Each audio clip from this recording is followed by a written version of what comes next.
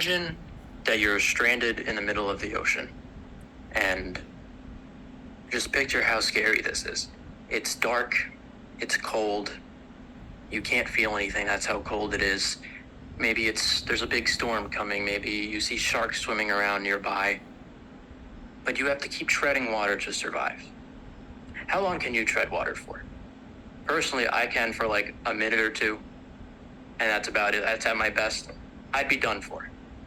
But now imagine that a big boat is coming your way, right? And it sees you. And the crew throws out one of those lifesavers, those circular things, so you could grab onto it. And the captain, he comes down and personally extends his arm out to pull you on board to safety. Would you grab on? Of course you would. If not, you're probably not going to make it like me, right? So help was provided, and now you are safe. So why am I talking about this? Well, friends, living in this world can feel like we're stranded in the middle of the ocean. Satan's world can feel cold, it can feel dark, it can feel stormy. There's dangers surrounding us all over the place. And if we keep treading water on our own, we might drown. So what can help us? Well, we're going to talk about what helped the Apostle Paul. Now, the Apostle Paul went through a lot of difficulties throughout his life, but we're going to talk about this scenario. He was in Jerusalem preaching, and he was eventually supposed to travel to Rome to continue his assignment. However, something happened. A crowd decided to drag him outside of the temple and nearly beat him to death. And the next day, he got arrested. Imagine how frustrating and upsetting and scary that must have felt for Paul. But what helped him get through this? Well, let's turn to Acts chapter 23, and we're going to read verse 11. Once again, that's Acts 23, verse 11. And it says there, "But the following night the Lord stood by him and said, 'Take courage, for just as you have been giving a thorough witness about me in Jerusalem, so you must also bear witness in Rome.'"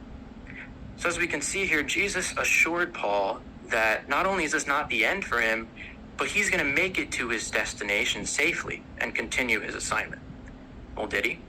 Well, let's continue this story in Acts chapter 27, and let's read verses 22 to 25. So for context, this is about 2 years later, and Paul is on a ship heading towards Rome. However, there's a violent storm, and everyone on board is convinced that they're not going to make it, that they're all going to die. But let's see what Paul said. Let's see what helped him to get through this in Acts 27, 22 through 25. And it says there, "Still, I now urge you to take courage, for not one of you will be lost, only the ship will. This night, an angel of the God to whom I belong and to whom I render sacred service stood by me and said, 'Have no fear, Paul. You must stand before Caesar, and look, God has granted to you all those sailing with you. So take courage, men, for I believe God that it will be exactly as I was told.'"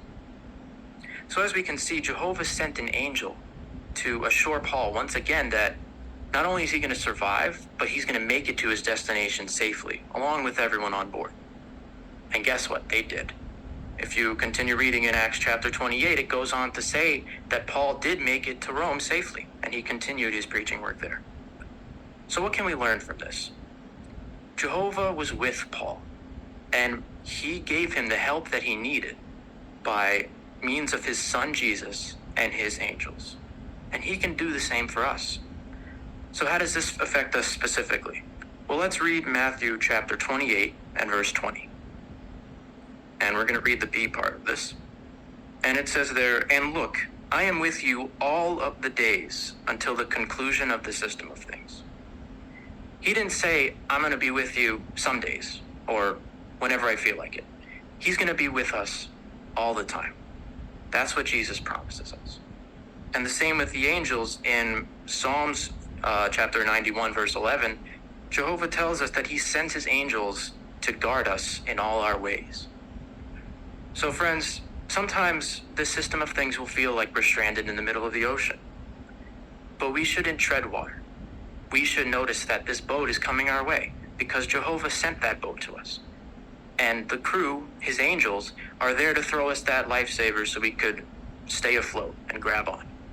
And the captain, Jesus himself, will reach his arm out to pull us on board to safety. So let's not tread water, let's grab on.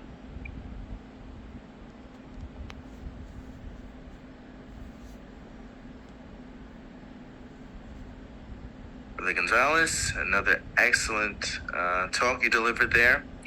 And you were demonstrating from us point 14 from our teaching brochure, main points made to stand out.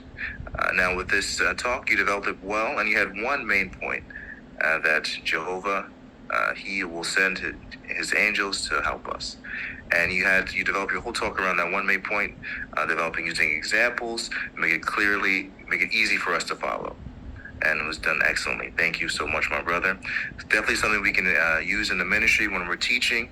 If we have one main point we want to give to them, we want to make sure that point stands out, maybe repeat it at the beginning and at the end, and make sure we have scriptures to back up our main point, just like Brother Gonzalez did. When he wanted to introduce his main point, he read the scripture first and then stated the main point. Thank you, my brother.